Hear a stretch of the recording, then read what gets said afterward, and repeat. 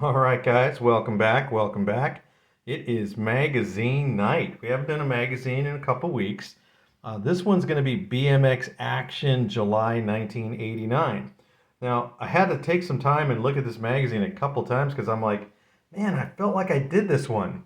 And I couldn't remember if I did, so I had to go through all my videos, man, and I absolutely did not do this magazine. So I'm pretty happy for a couple reasons because it's the new logo for BMX Action, the Racer's Choice, and it is complete with cover. And there's like an iron-on in here too. So this is kind of a cool magazine. Over the last couple weeks, I've been partnering up with the BM Experts podcast with Kevin Wilson, and we've been knocking out videos every Monday night. And he drops those videos towards the end of the week. So I'm kind of doing double time now as I'm still going to maintain my own channel and I'm still co-hosting with him.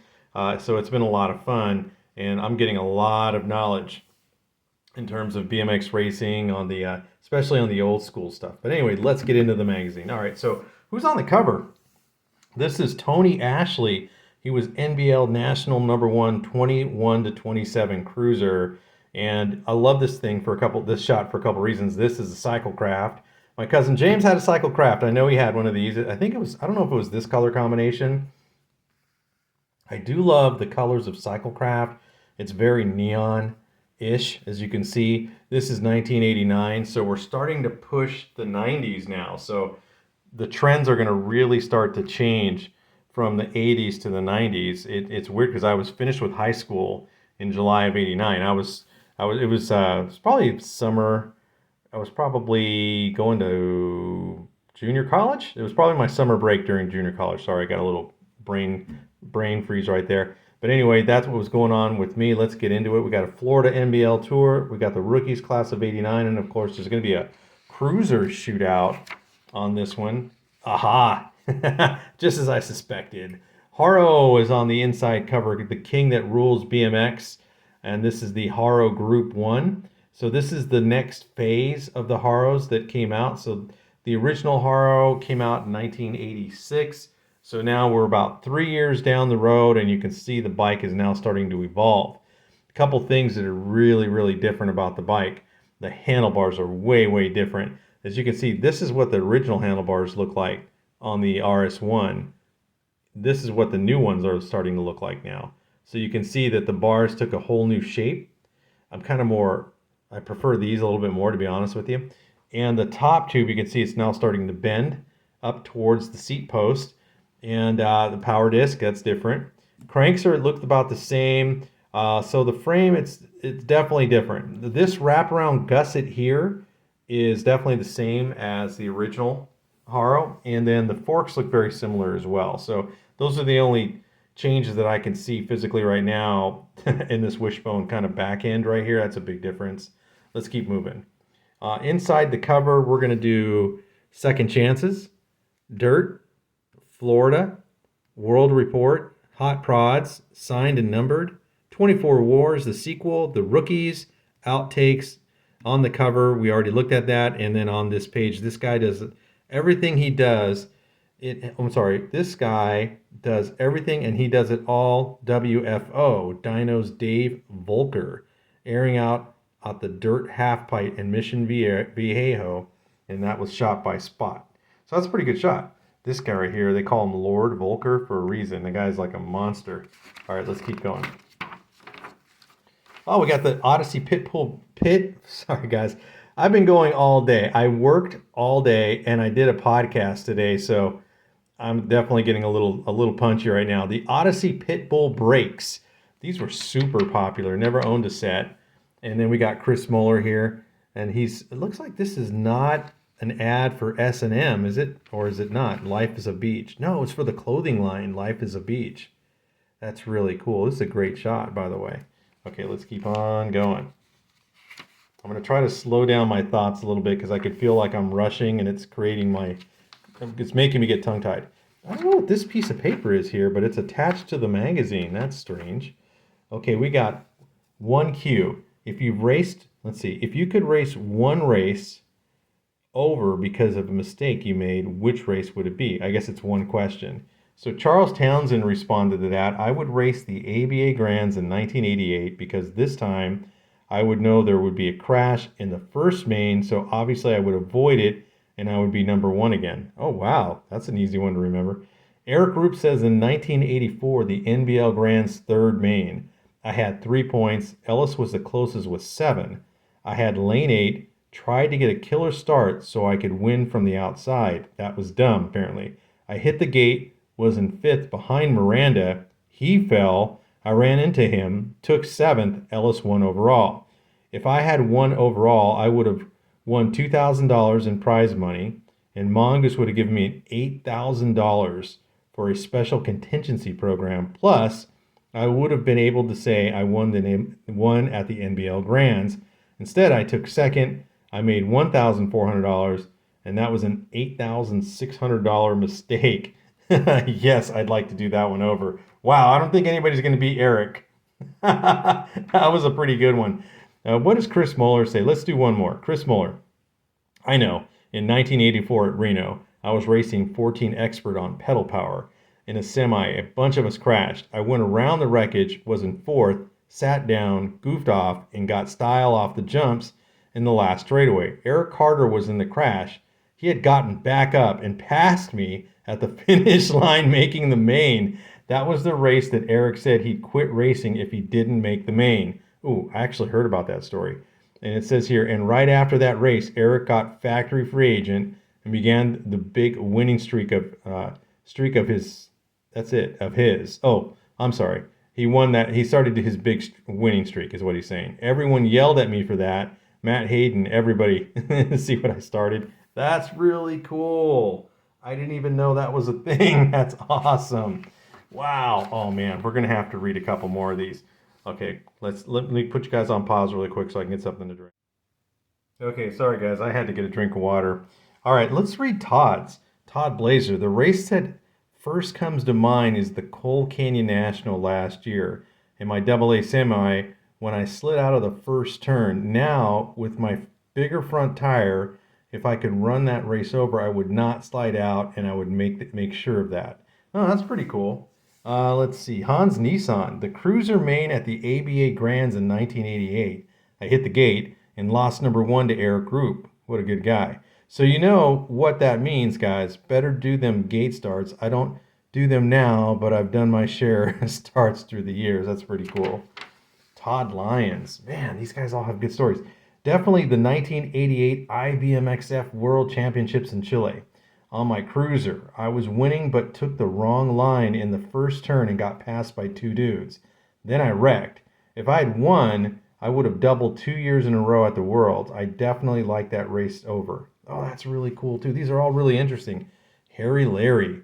If I could race any race over again, it'd be the finals at the ABA Pro Spectacular in 1984.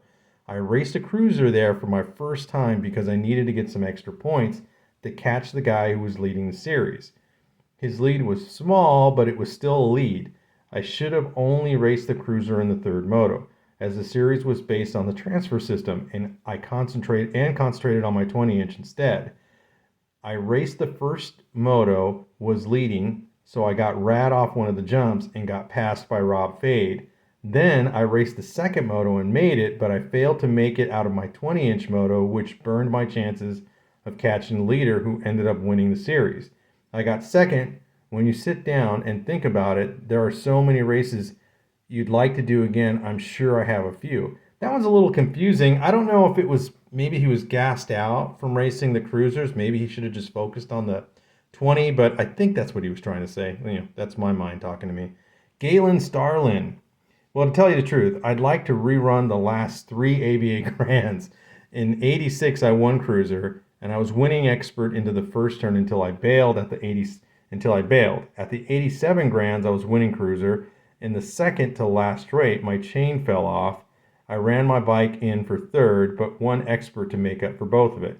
Then last year, I was winning cruiser again. When I slid out in the third turn, everybody went around me. At least I won expert again.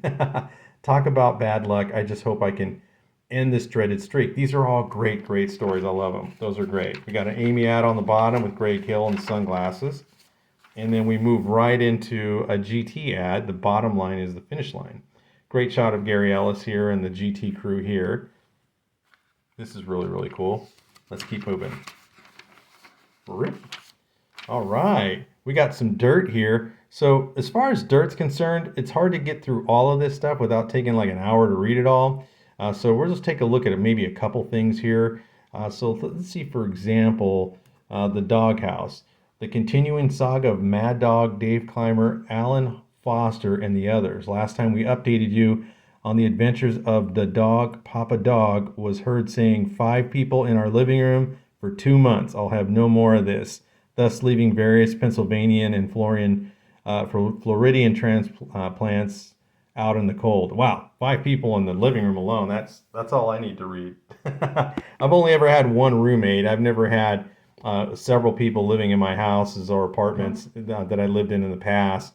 And, currently it's just me and my daughter here in my house. So, for the sake of a better argument, it's a little more peaceful than having 5 people in your house. Radical redline rumors. Although attempting to be sly, Billy Griggs couldn't fool BMXA. Mr. Bill was spotted on aluminum redline in his third moto at the NBL Regional in Ventura. Oh, that's cool. Looks like he was transitioning to redline. A brand new redline cruiser will be out soon. Redline's new typeface for stickers was recently seen in Thrasher magazine. Suicidal Tendencies' latest album, titled How Will I Laugh Tomorrow When I Can't Smile Today? It's the official backyard tape, and it gets the highest recommendations from Mr. Bill. Steve Potts, the man responsible for turning Redline into the right direction, has left SBS to work for Giant. And it says here, for those waiting for the newsstands, Mr. Bill and his faithful Toyota, along with his protege, Mr. Ill, will most likely appear on the July or September cover of Trucking Magazine. Very cool. New 700 series Redline complete bikes came out. And then it says Redline possibly coming out with a chopper. What the heck? And that, I just gave you a short version of all the Redline news, but that's pretty cool stuff. Let's keep on going. Okay, so I'm going to stop for 2 seconds because this ad, it's not the way it's about Florida. But for a second, let's look at a couple key things here. It's 1989, and this picture is amazing. This guy's got Vision streetwear shoes on with what looks like to be like a Shimano DX pedal. This guy's rocking the Vans with the Hutch pedals. I love this, man. Love it. Look at the knobby tires, the 3-piece cranks. This is screaming 80s. And this is this is at the point where everybody's still rocking the chrome moly. As you can see, both frames are chrome moly. This is a really, really cool shot. I love this. Let's keep going. Oh, here we go. So this is a great shot here. I believe this is Cullinan right here, but I could be wrong. Let's see. And this looks like Cecil Johns on Factory Boss.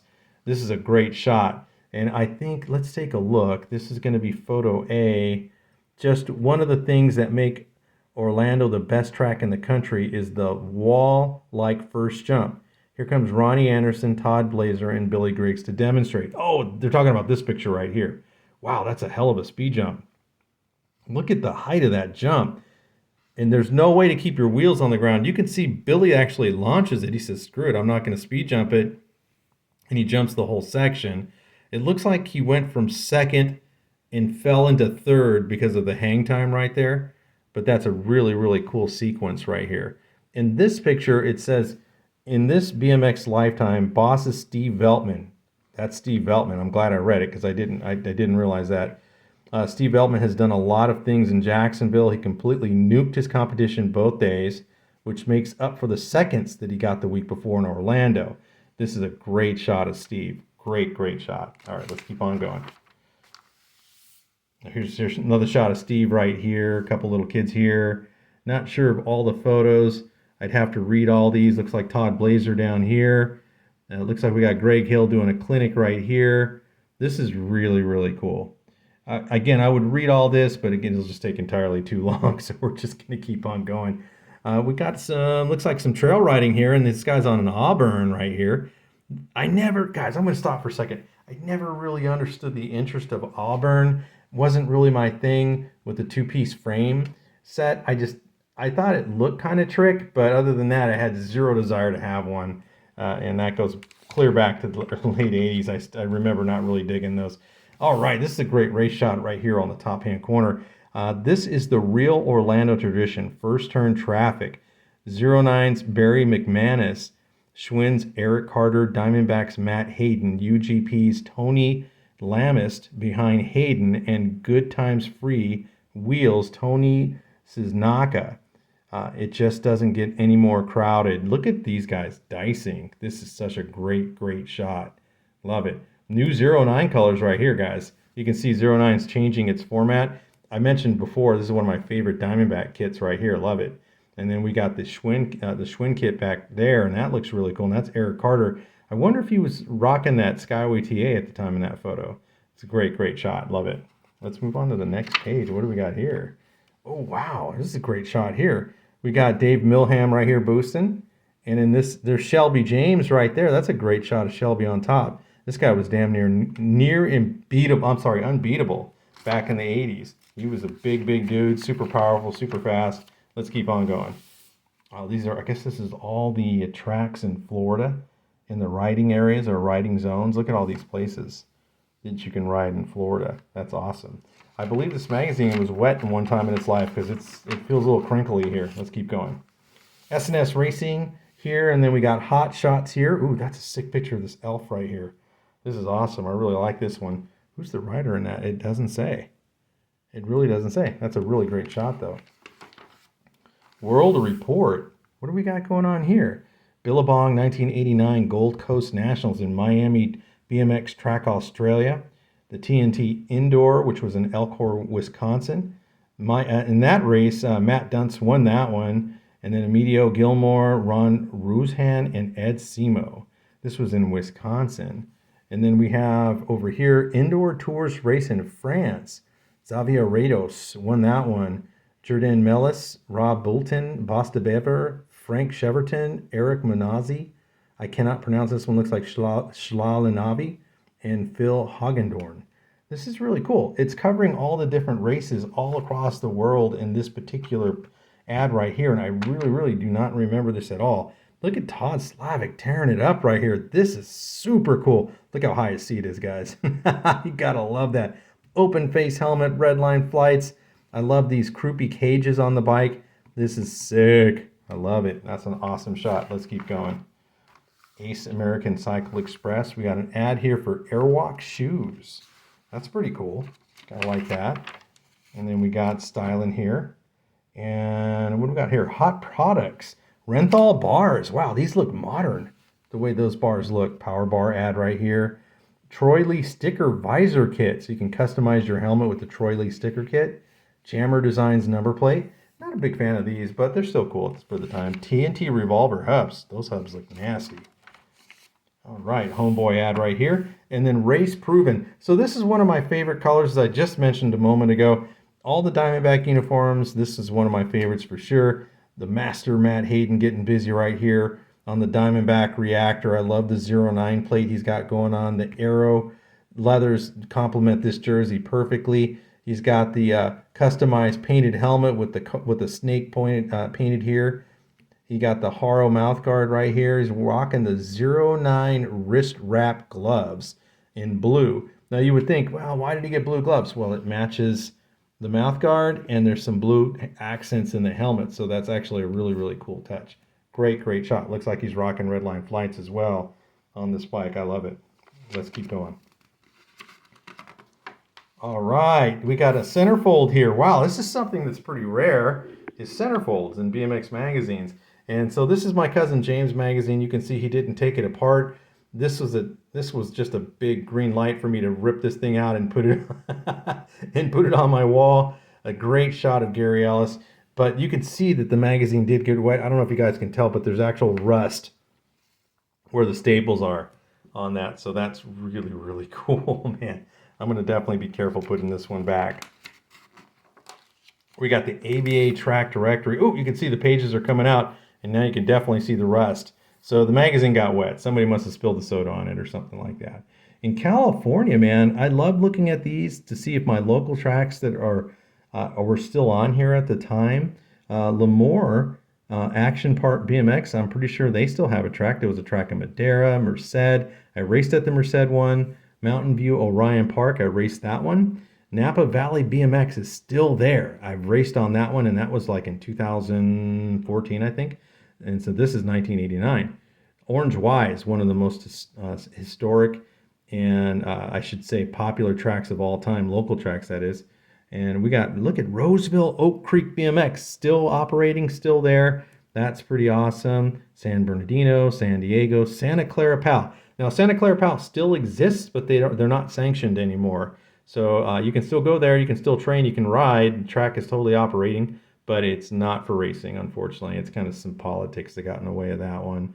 Stockton Fairgrounds. It sucks that that's no longer there because I live in Stockton, but that's gone. We got Sunol Year-Round BMX, and that was in Sunol, California. That is my local track. It was at the time. My dad still lives in Sunol, so it's really cool to see that.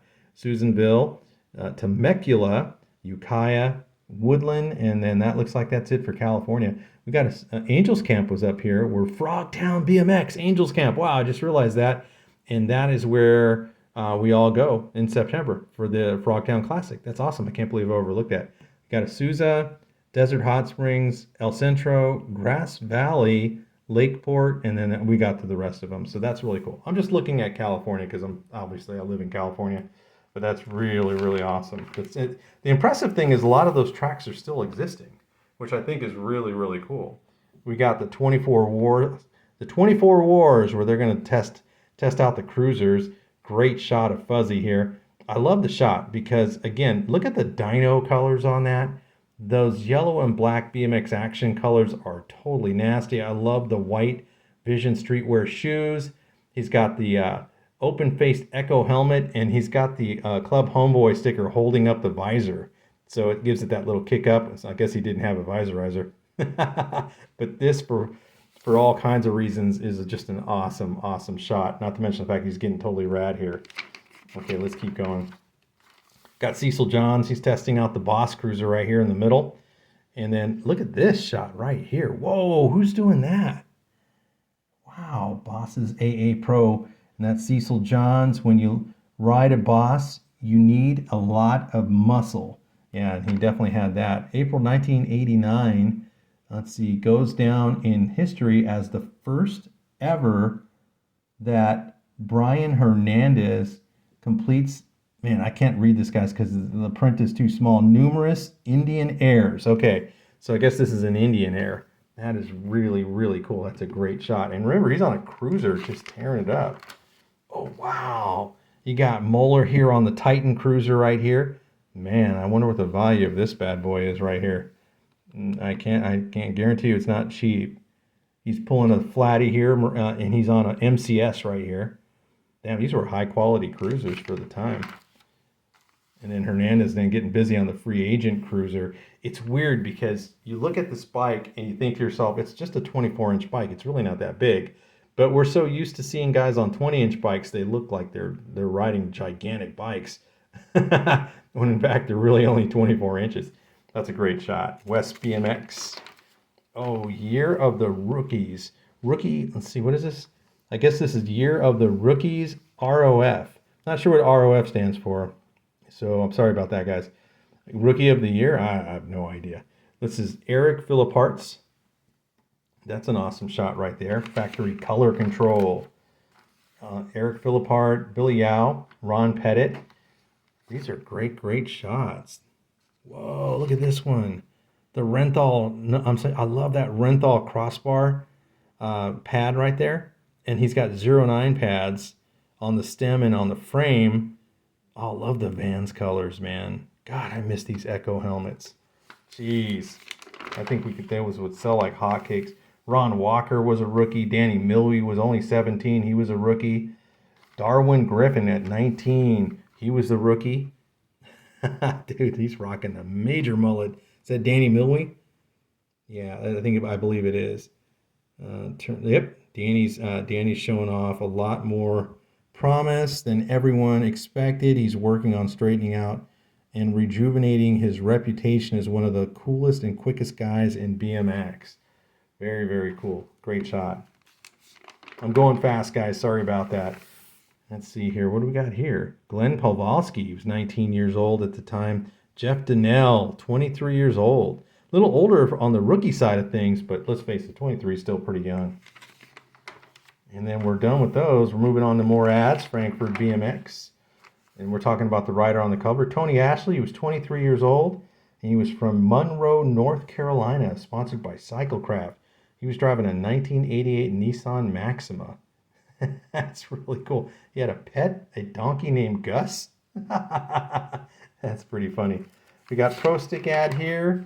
Redline. Wow, this is when Redline was bringing back the retro stickers on their frame and forks. So this is like a throwback to the 70s. You got Billy here on the Chevy Dually loading up the bikes. That's a really, really cool shot. Let's keep on going, guys. We're getting towards the end of the magazine already. And here's the Mongoose ad complete with the Mongoose iron-on. That's amazing. This thing is so old, guys. I mean, if I tried to use this right now, it would probably just melt. But not gonna lie, I'm semi-tempted to see if I could use this. My cousin would probably lose his mind. I better leave it in there. We got a trend ad for another bike shop. Let's keep going. Dang, these pages are really crinkly, guys. And we got our outtakes. Oh, was this from the cruiser test? I can't tell. It looks like it. Once upon a midnight dreary, Glenn Pawlowski kinda weary, as he went down in a slight of fury, Dave Clymer jumped in front of a jury. With his magic, Dave boosted hard as Glenn ate the dust in someone's backyard. There you go. I can't believe I was able to read that in this direction. And let's keep on going. And that's it. First Class BMX. We got the classic dyno ad right here. Again, we're talking a lot of neon here. And that is it, ladies and gentlemen. We did it. That's BMX Action, July 1989. Not bad. And I went really fast tonight, guys. I have been talking since 8 o'clock this morning. I worked. I finished work. I work from home, thank goodness. I finished working, logged off. By 6 o'clock, I shot a podcast, which was an hour and a half. And now it is, looks like 10:43, and I just finished shooting my own video, which I still need to edit and upload. So hopefully by tomorrow morning, I'll have this one ready to go. As always, guys, thank you for watching. Please like and subscribe. We're going to be doing a race video next week. I'm looking forward to doing another race video. My last one didn't catch fire like usual, so I'm going to try to do a little bit better. And also, I'll be uploading some of the footage from the BM Experts podcast, so that'll probably come up right after this video comes up. As always, guys, thank you very much for watching. I'll see you in the next one.